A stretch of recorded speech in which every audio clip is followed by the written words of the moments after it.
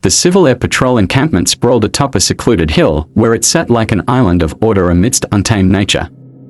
In the fading twilight, the barracks, dining hall, and classroom stretched out in tidy rows, framed against a sky slipping from pale blue to inky darkness. To the right, an aging ballroom stood slightly apart, its silhouette darkened against the horizon, as though trying to disappear into the night itself. The whole encampment was connected by narrow, winding paths that crisscrossed the hilltop and dipped down into the field below. Concrete stairs cut through this sloping landscape, leading cadets down toward an open field, dotted with smaller structures, their faded paint barely visible in the creeping shadows. Farther off, a narrow, winding road stretched into the distance, vanishing into the deeper dark of the woods. To the left, as if forgotten by time, stood the old cabin. Its wooden frame, weathered by years of harsh seasons, leaned slightly, as if fatigued by the weight of whatever stories lay inside. The cabin was eerily silent, blending into the landscape like something not meant to be disturbed, waiting at the edge of the woods that rose behind it. The trees loomed there, tall and thick, their tops lost in the growing shadows of nightfall. The atmosphere was tense, as if the encampment itself sensed that something lurked just beyond the safe borders of its lights and well-worn paths. It was a place of stark contrasts, the structured life of cadets and the encroaching, untamed wilderness. And as darkness took hold, the forest at the edge seemed to breathe, waiting and watching. The night air was thick with stillness as Jesse stood at the top of the hill, gazing down the winding paths that led into the deeper parts of the encampment. Despite the late hour, he felt restless, craving a moment alone to clear his mind after a long day of training. Somewhere in the quiet darkness, a small thrill called to him, urging him to take the path down the hill, toward the mysterious cabin that stood just beyond the reach of the lights. His friend Maney, sensing Jesse's intent, tried to talk him out of it. "Don't go out there alone," Maney urged, his voice low but carrying a hint of warning. "The woods at night, they are different. Just give it a few minutes, and I'll join you." But Jesse shrugged it off, offering a casual grin. "I'll be back before you even notice I'm gone," he replied, already feeling the thrill of adventure creeping in. But Maney's face remained serious, his gaze unwavering as he issued a final warning: "If you're not back in 30 minutes, I'm getting the senior cadets." No questions asked. With a reassuring nod, Jesse turned away, setting off with a confident stride. He paused at the edge of the hill, then leaned forward, letting gravity pull him into a quick roll down the grassy slope.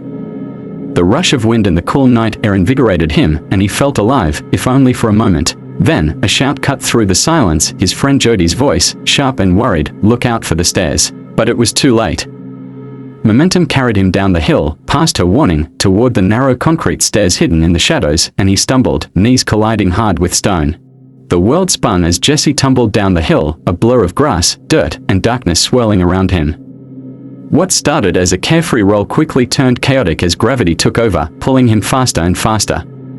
He could hear the faint echo of Jody's warning in his mind: "Look out for the stairs." But his momentum was too great. In the dim light, he could barely make out the narrow set of concrete steps looming ahead, sharp and unforgiving. The impact was sudden. His knees met the rough concrete with a sharp, jarring pain that surged through his body, breaking the rhythm of his fall. He could feel the scrape of the cold stone biting into his skin, a harsh reminder of the reality he'd dismissed only moments before. He groaned, steadying himself, and forced himself to his feet, brushing off the dirt and glancing down to see streaks of fresh blood on his legs. A quick survey of his surroundings told him that the encampment lights were far above him now, casting a distant, fading glow that barely reached his position. Shadows pressed in from all sides, thicker and darker than he had ever noticed before, as if the trees themselves were watching him, leaning in closer with each beat of his pulse. Trying to shake off the pain, Jesse took a deep breath, his chest rising and falling with a mix of adrenaline and stubborn resolve. But something felt different now, a heavy unease settling into the pit of his stomach. Alone and injured, he glanced toward the path that led down to the old cabin, its dark shape silhouetted against the tree line. An inexplicable chill crept over him as he realized just how quiet the night had become, an unnatural silence, as though the forest itself were holding its breath, waiting. As Jesse approached the old cabin, a chilling sense of unease tightened around him, urging him to turn back. The structure loomed larger with each step, its faded wood darkened with age, splintering in places where nature had reclaimed it. The small, grim building seemed to draw the surrounding shadows into itself, as if absorbing the darkness of the forest behind it. Against his better judgment, he found himself stepping closer, his curiosity battling with a deep, instinctual fear. He paused, eyes locked on the single window beside the cabin door. It was only a dim reflection in the glass at first, but slowly, a pale face emerged, barely visible against the dark interior. Hollow eyes fixed on him, unblinking, watching with a hunger that made his skin crawl.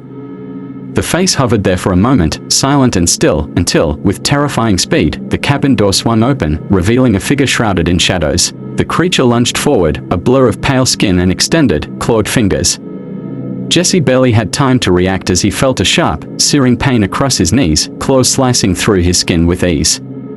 He staggered, looking up into the creature's face, a gaunt, hollow-eyed mask with a twisted grin. Blooded fingers rose to the creature's mouth, and with a grotesque satisfaction, it licked his blood from its clawed fingertips. "I haven't had a meal in years," it rasped, voice crackling like dry leaves, each word laced with dark intent. "And you will be perfect." Terror flooded Jesse's veins as he tore himself free, instincts taking over. Ignoring the pain, he turned and bolted, the cabin disappearing into darkness behind him as he sprinted for safety. The woods felt alive now, closing in as he ran, but he didn't dare look back, his only thought to escape whatever horror he had just encountered.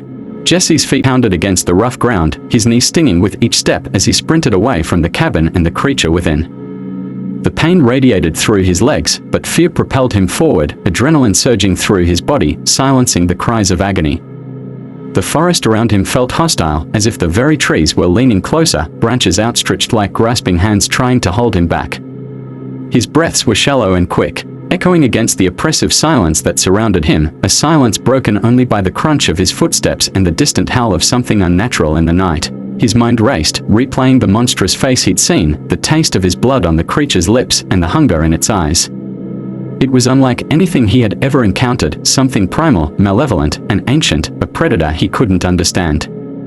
He risked a glance over his shoulder, the image of the cabin barely visible in the distance, but the shadow of the creature was nowhere to be seen.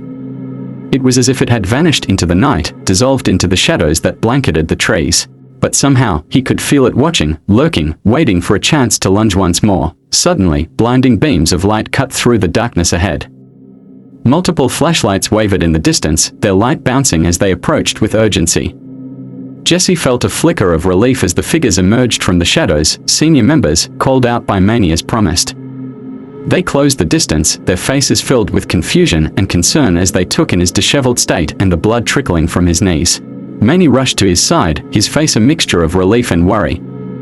"What happened, Jesse? You look like you've seen a ghost," he asked, his voice both curious and apprehensive. Jesse stammered, his mouth dry and mind reeling. The last thing he wanted was to sound insane, and he struggled to find a believable explanation. I fell down some stairs," he mumbled, pointing vaguely behind him, hoping the half-truth would satisfy them. One of the senior members inspected his knees, noting the cuts and scrapes with a nod. They accepted his answer, though suspicion lingered in their eyes. As they began leading him back up the hill, Jesse couldn't shake the feeling of invisible eyes following him, a sensation that lingered even as he left the shadows behind. He had escaped, but the night, and the creature's haunting gaze, was far from over. Back at the encampment, Jesse sat on a cold metal bench outside the barracks, his knees now bandaged with green wraps courtesy of the camp medic. His legs throbbed, and though he was grateful for the quiet, his mind was anything but calm.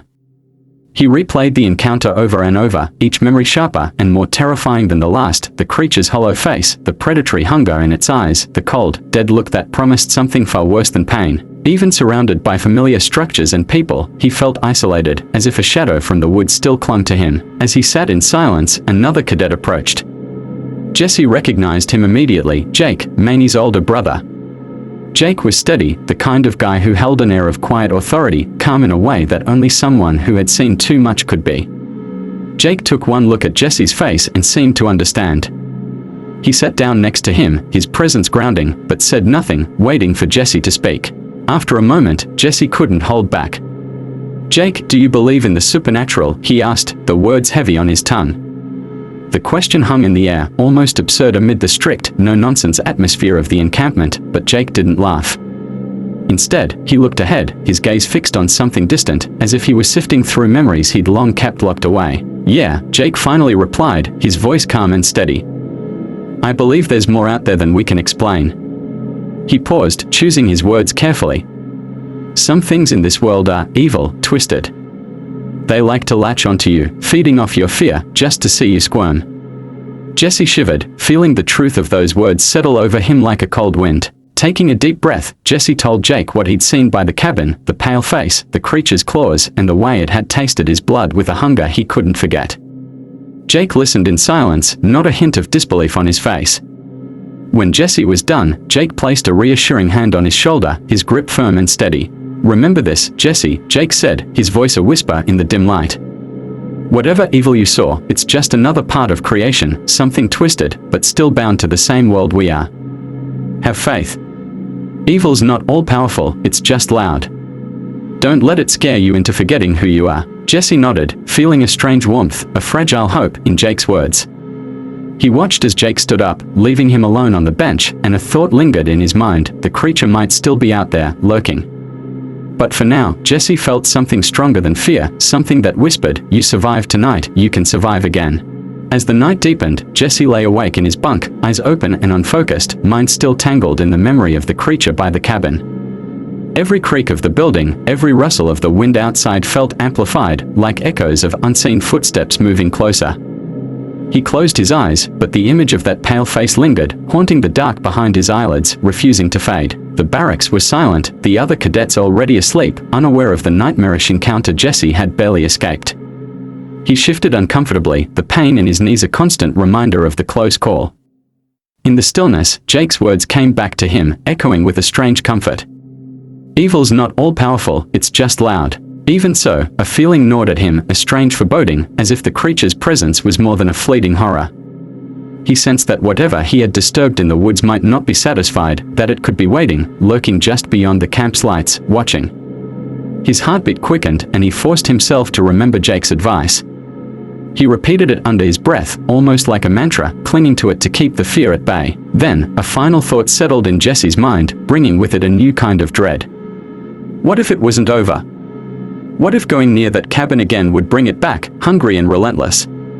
He shuddered, pulling the blanket tighter around him, as if it could protect him from the unknown threat in the shadows. As he drifted into a fitful sleep, a silent vow formed in his mind: he would never go near that cabin alone again. And for anyone who might follow him, he hoped they would heed his warning: never go out there after dark, and, above all, never, ever go near that cabin.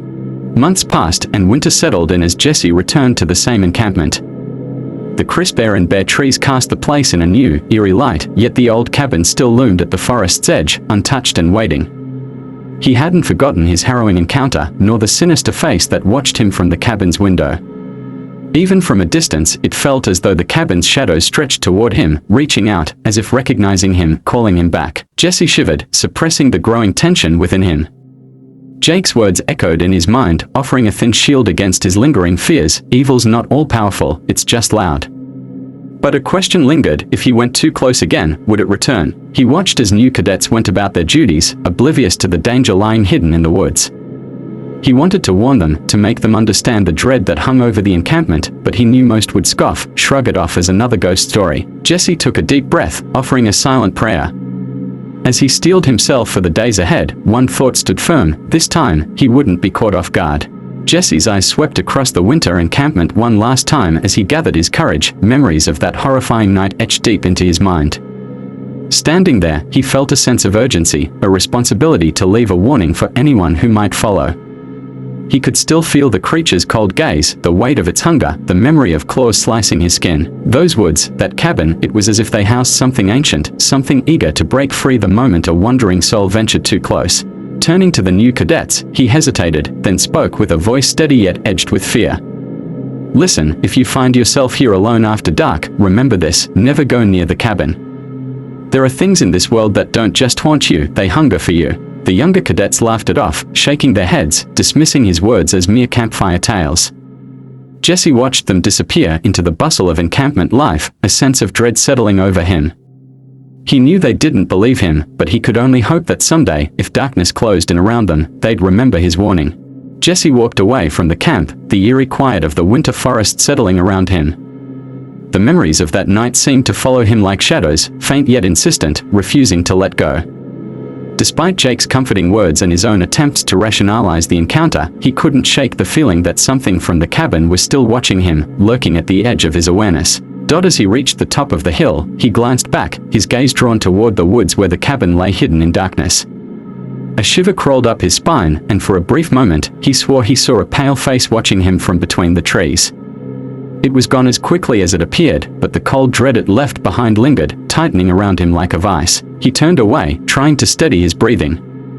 The camp bustled in the distance, lights shining like beacons, yet Jesse knew he'd never feel completely safe here again. And as he walked back, he whispered a final warning to himself, almost as if hoping the trees might hear it: never go near that cabin. Never.